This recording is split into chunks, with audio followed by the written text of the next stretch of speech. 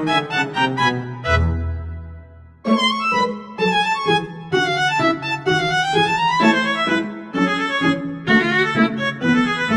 perkenalkan nama saya Anissa Nurainun dengan NIM 2022 Di sini saya akan menjelaskan tentang long wall mining.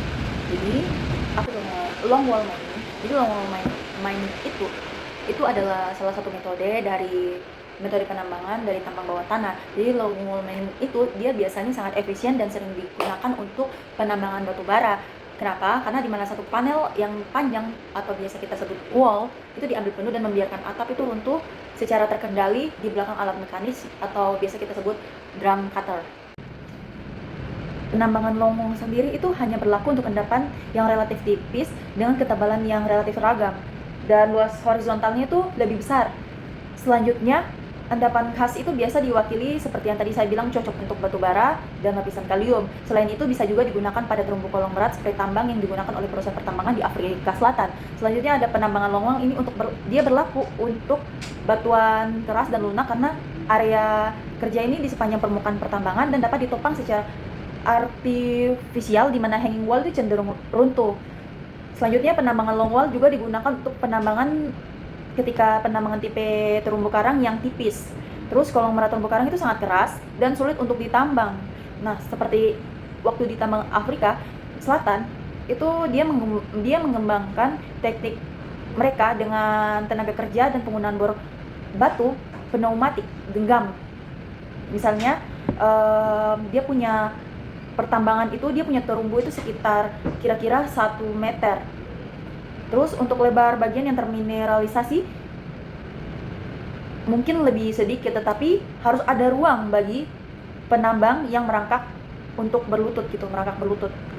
Dalam prinsipnya, metode long wall mining ini cenderung untuk menciptakan mega tunnel atau terowongan yang sangat besar karena dia melibatkan peledakan yang efektif.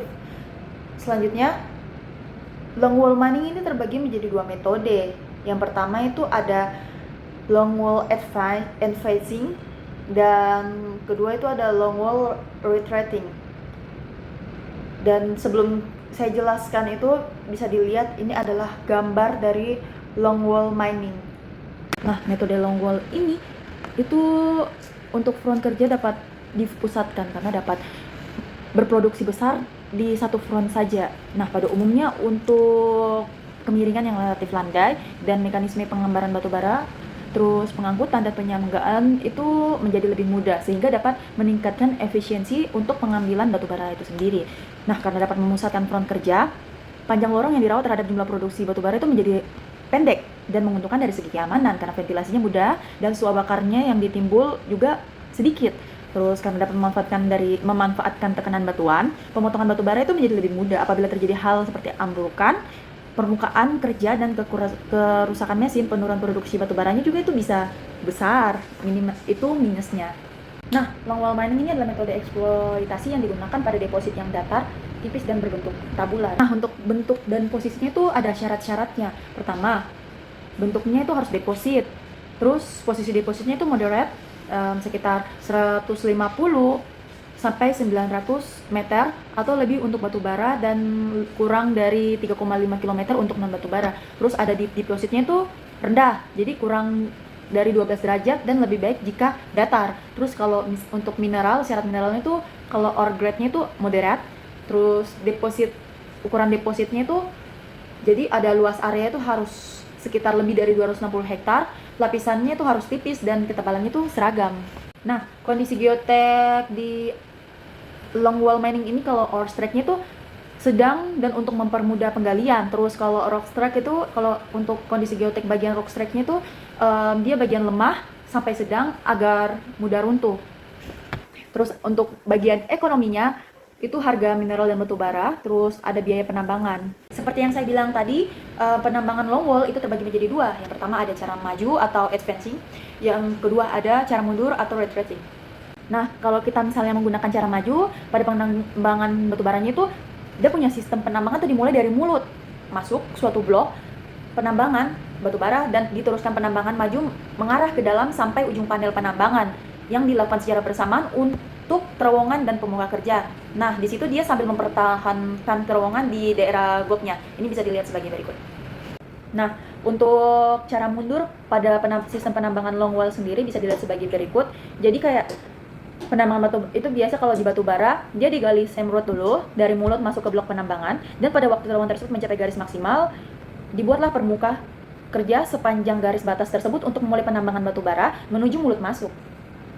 Nah, untuk sistem penambangan long wall ini sendiri memiliki kelebihan dan kekurangan. Yang pertama, untuk kelebihannya, dia memiliki produktivitas yang tinggi, terus memiliki biaya yang cukup rendah, dapat digunakan untuk CM dalam dan roof yang buruk sekalipun. Selanjutnya, dia sangat aman dan sehat, terutama untuk kecelakaan, dan bisa untuk kalau misalnya runtuhnya atap. Dan yang terakhir, ada pekerja yang dibutuhkan relatif sedikit. Nah, tentu saja long wall ini memiliki kekurangan. Yang pertama, runtuhnya terjadi di area yang sangat luas. Yang kedua, itu metodenya tidak fleksibel dan juga kaku dalam tata ruang. Jadi dia buruk dalam tata ruang. Yang ketiga, tingkat penambangan harus dipertimbangkan untuk menghindari keruntuhan atap. Yang keempat, diperlukan modal yang tinggi. Yang kelima, tingginya biaya pemindahan. Dan yang terakhir, pemanasan suhu tinggi dalam GOP itu dapat menimbulkan pembakaran. Itu saja dari saya. Kalau ada yang kurang, mohon dimaafkan dan terima kasih. Bye.